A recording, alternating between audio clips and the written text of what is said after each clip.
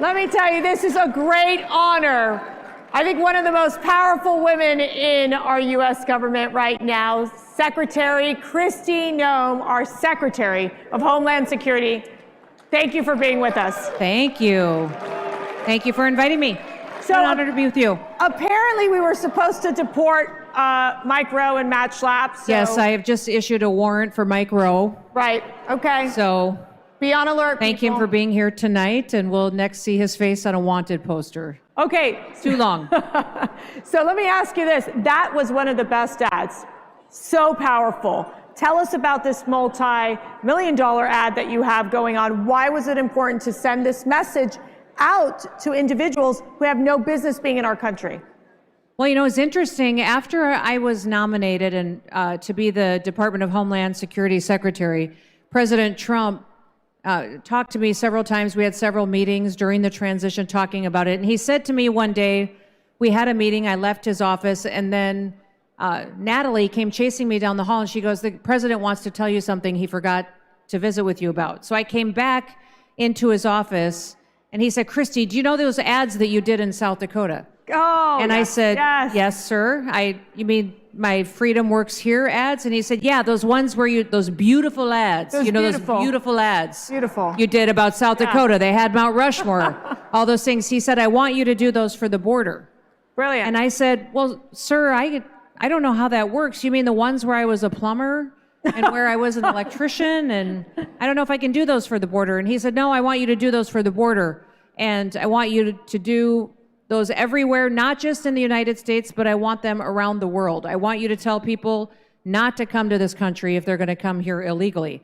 And I said, well, sir, we can do press conferences. You know, we can tell people what we're doing. And he said, nope, we're not going to let the media tell this story because the media will never tell the truth. We're going to do a marketing campaign to make sure the American people know the truth of what you're doing. And I said, well, sir, do you want to be in those ads? And he said, nope. I want you to do them. No? He said, no, I don't. I want you in the ads. He said, I want you in the ads and I want your face in the ads. But he said, but I want the first ad, I want you to thank me.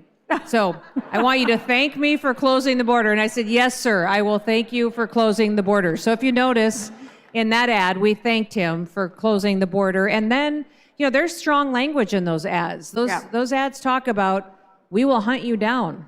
And that if you come to this country, that you will not get the chance to return. If you leave voluntarily, you may have the opportunity to have the American dream. But if we have to come looking for you and hunt you down, then you have lost that chance. And I don't think there's ever been a secretary that has said that before, much less a president. And these ads are running not just in the United States, they're going to run in the Middle East. They're going to run in Central America. They're going to run throughout the world, letting the world know that America has a new leader. I mean, because you're talking about over, individuals coming to our country illegally over 100 countries, 140 countries. So let me ask you this. That first week after you were confirmed, well, before we even go there, you got to give us the backstory, how President Trump said, okay, you're my pick for Homeland Security. Because we were, when we were all out there going, okay, what is Governor Kristi Noem, what is she going to be? Secretary of Ag, Secretary of Interior, and then it was Secretary of Homeland Security. Tell us that backstory. No, it's kind of an interesting story because my husband and I had talked during, after the election, if we get asked to do something, what would you do? Right. And I said, well, people have mentioned, do you want to do agriculture? Would you be interested in interior? And my husband and I talked about it. And when you live in South Dakota, you live a pretty special life. And we've got kids and we've got grandchildren. We live on a ranch. I'm an outdoors person. And I said, listen, I'm not really interested in leaving the governorship in South Dakota unless I'm doing something that's significant. Right. And he said, well, what is significant to you? And I said, well, it would be the president's #1 priority. And he said, my husband said, well, what is that? And I said, well, it's the border and immigration. So it would be Homeland Security would be what I would need to ask for. And he said, okay, that is every dysfunctional agency in the federal government is in Homeland Security. And he said, well, that would be consistent because as long as I've been married to you, whatever it is, if there could be 3 choices, you always pick the hardest thing to do. Right. So he said, that makes sense that you would ask for that. And I said, well, nobody is even considering me for Homeland Security, so this will be a big surprise. So The first person I visited about it with was Howard Lutnick, who was facilitating a lot of things in the transition and asked me what I'd be interested in. He was shocked by that. And then one day, I mentioned it to President Trump when he called me on the phone and asked me, had a conversation. I said, sir, not only do you need to close the border and make sure that we're deporting people by the millions, which he has talked about and promised the American people, you need somebody that is tough enough to actually do it. This is not going to be a 6-month job. This is going to be a job to deport that many people and to add some integrity back to our federal laws. It's going to take a long time. And you need somebody who can message that, but who is actually strong enough to do it. And I couldn't think of anybody else that I knew of that would actually do what the president was saying he was going to do. Right. And I told the president, I said, when you talk about this, I also think it's extremely beneficial for you to have someone who's messaging this to the American people that is a mom. Yeah. That's a grandma that recognizes that there's a human side to this. There's human side to it, and it's public safety, because what do parents want to do? They want to protect their families, their children. Yes, and this is about our country and adding safety back to our country and making sure that Americans are put first. And yes, we understand that there's people that will be impacted and families that will be impacted, and we're going to handle this in a way that America always does. We're going to do it with excellence, but we're going to do the right thing. Right. And we're going to make sure we follow through on what the president promised. So I think he was excited about that, but what was so interesting to me was one day Howard called me and he said, can you get to Mar-a-Lago by 2:00 this afternoon? And I said, wait, from South Dakota? Yeah, I said, that's okay, a little so I'm challenging. in South Dakota, and that's impossible. Right. So I said, I don't know if I can. And I said, well, I'll do anything I can. He said, well, I'm going to try to fit you into the president's schedule, but I'm not sure, if I can, but if there's an extra moment, I want to put you in front of him today. I broke my back to get there. Like, I took every flight possible and figured it out. Walked in the door of Mar-a-Lago at 4:30 in the afternoon, 2.5 hours late, and Howard walked out and he said, the president just left. And I said, you're kidding me. He said, no. And I said, all right. And he said, well, do you want to come have dinner with me tonight and my son? And I said, sure, I can do that. So went to dinner with Howard and his son. We're sitting there talking, and Howard's phone rings. Meanwhile, Howard shows me where they're doing interviews for cabinet positions. He walked me into a room that was a long table with dozens of TV screens and a long table with a chair sitting at the end. And he said, this is where people who get interviewed sit. This table is filled with national security experts, people that will interview you. They will be zooming in from all over the country and the world. No pressure. People who understand Homeland Security, all the agencies, and we will interview you and ask you questions for... I said, well, how long does that take? And he said, probably about an hour and a half, or take 2 hours, or if you're really bad, it could take 10 minutes. So that was the first time I started to get nervous, because I had not prepared for something like that. Right. We did this. He showed me all of that. Then we left and went to dinner. We're sitting at dinner, and Howard's phone rings. And I hear Howard say, yes, Mr. President. Yes, I like her too. Is that what you want to do? Is that okay? Yes, sir. I think she'd be fantastic. Okay, well then go ahead and do that. And he hangs up the phone. And I'm sorry, I'm going to use some colorful language here, but Howard turns to me and he said, what the fuck just happened? and looked at me like he was mad. And I said, what do you mean? And he said, the president just called me and said he's going to make you the Homeland Security Secretary. And I said, so he repeated his question. He said, what the F just happened? And I said, I have no idea. And he was, because for Howard, he follows this process. Everybody gets interviewed. This is how we do things. And the president had just hijacked it. And my phone rang like 30 seconds later, and it was the president. And he said, Kristi, I'm wondering if you would be interested in being my Homeland Security Secretary. Would you be willing to do that? And I said, yes, sir. Thank you very much. Yes, I'll do a very good job. He said, okay, I'm excited. Thank you. We had a nice conversation, hung up.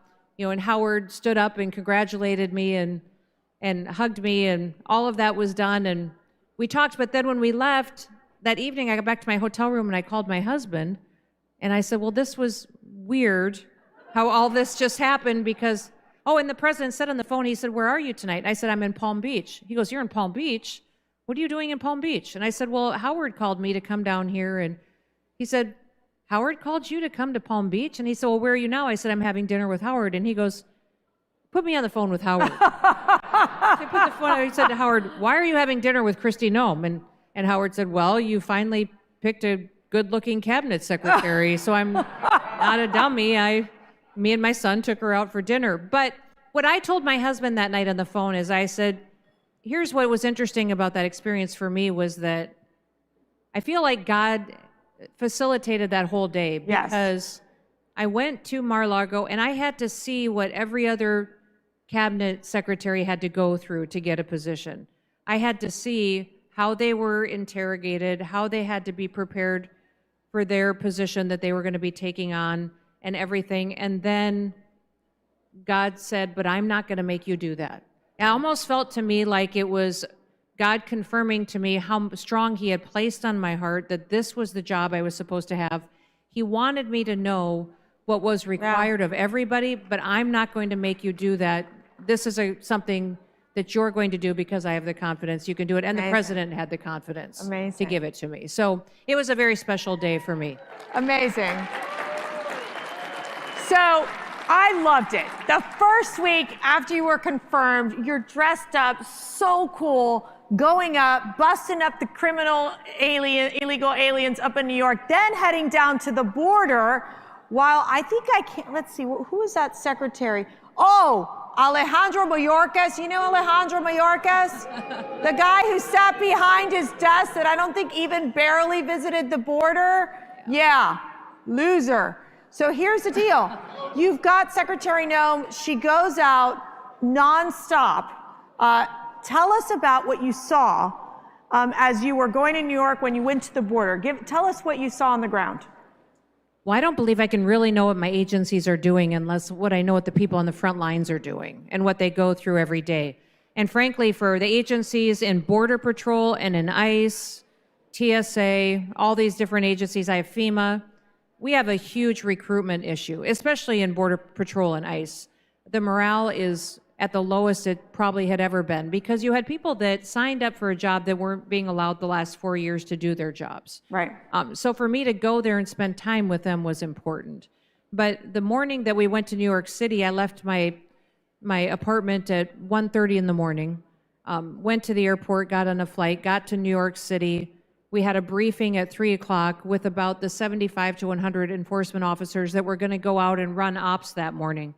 And these were different agencies partnering, the DEA, ATF, ICE, HSI, and we were going out and we had warrants on quite a few people, but they were very dangerous. People that had warrants for murder, assault, drug, and human trafficking, and we're going to be going out. And the reason that we were going out at night was because that's when people were off the streets. It would be safe situations. Right. They would be at home, and we'd be able to go sweep them up and take them in and be able to process them and get them incarcerated. So what was interesting to me was, you know, we got there and immediately the HSI officer said, do you want to get in the Bearcat with us to go do this operation? I said, absolutely. Like, yes, I do. And they said, and then I have Secret Service detail, and they said, no, she's not. And I go, yes, I am. They said, no, we recommend, ma'am, that you not get in there because that's just not safe. And so when they were visiting with somebody else, I got in the Bearcat with the HSI guys and got in the front, and we went out to do the op. But what was interesting to me is how professional these individuals are and how much they were working to get these bad people out of these apartments that were filled with people who were trafficking drugs and human beings. We were in the Bronx. They were operating with professionalism. I had spent probably several hours the night before on the phone with the mayor of New York City, with NYPD, trying to get them to facilitate some backup for us. Right. And a lot of phone calls talking to people that, frankly, they said they'd never heard from the Secretary of Homeland Security before, much less did they dream they would have a secretary helping to coordinate the safety of law enforcement officers. But this is what I think everybody needs to know, is that as those ops were happening, it's 4 o'clock in the morning, And we're continuing to pull these guys in. They're members of TDA. The one guy we pulled in was one of the ringleaders that you saw on the videos coming out of Aurora, Colorado. So that was one of the guys that we went and got, and he had just tried to purchase grenades that week and a gun buy. And I don't have any idea why you would need grenades in the United States of America. Right. And this individual came out of an apartment building, and as we're bringing him out, people walking by on the streets were walking by me and walking by our law enforcement officials and saying, thank you so much. And these community members,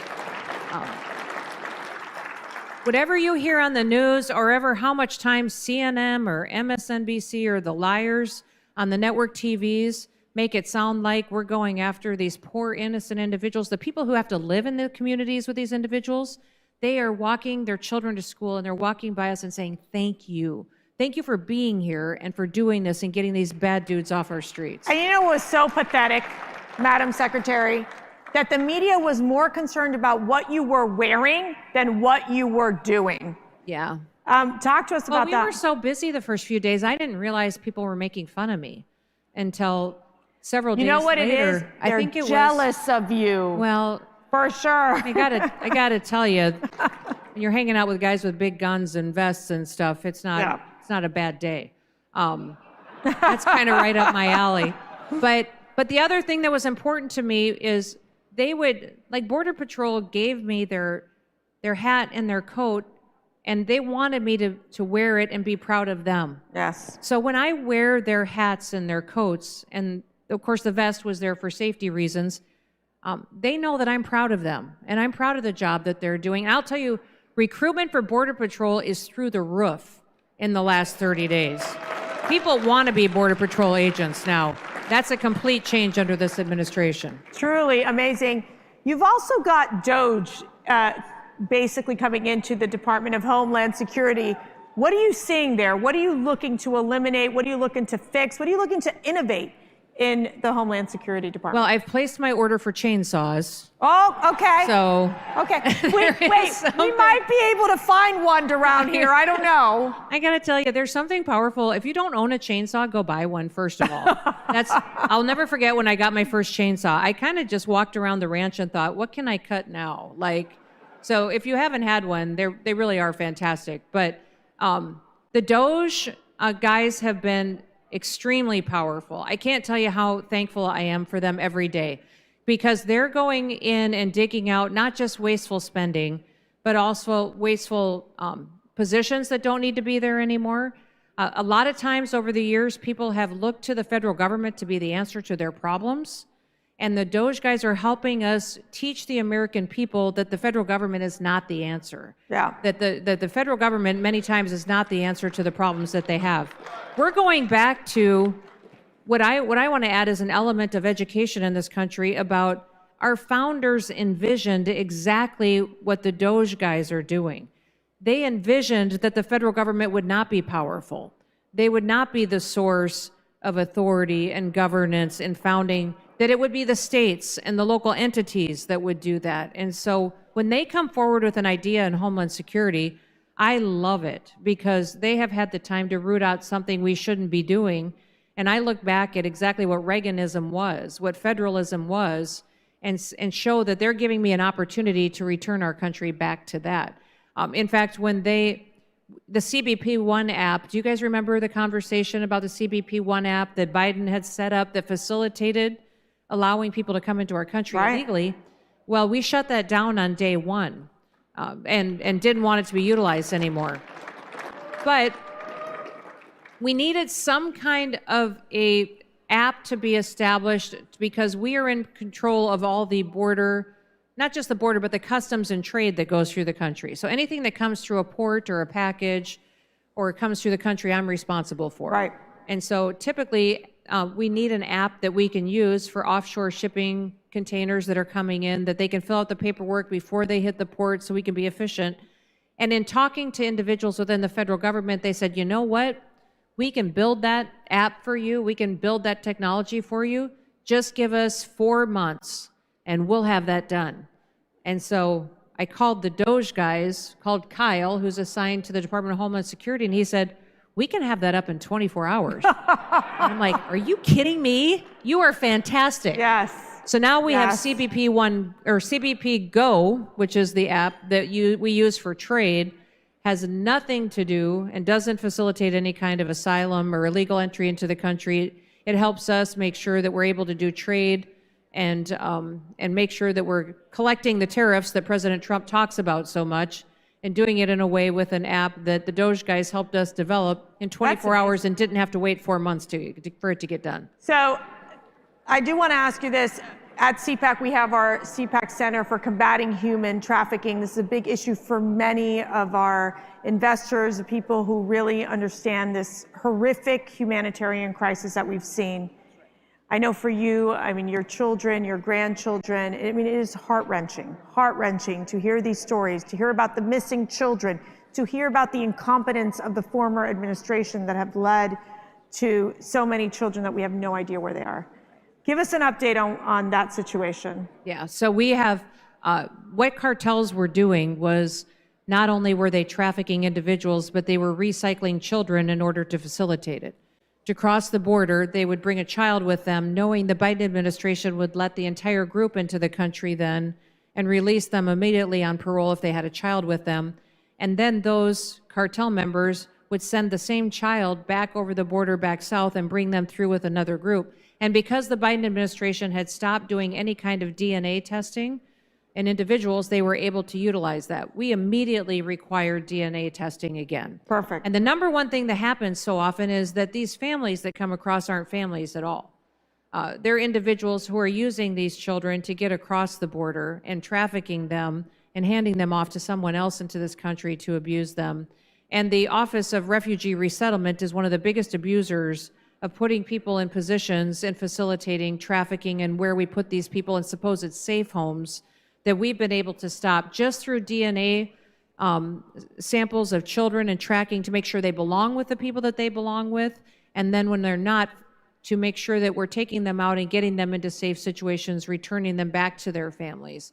And that's the heart side of this that nobody talks about with our president. We have the biggest president. I mean, he's the biggest badass we've ever had, right? As far as a president that this country's ever seen, that the world has ever seen. And now he's come into this presidency with the confidence and to go in and to do things and do them right, and to make sure that he has a team around him that will go to the mat every single time too.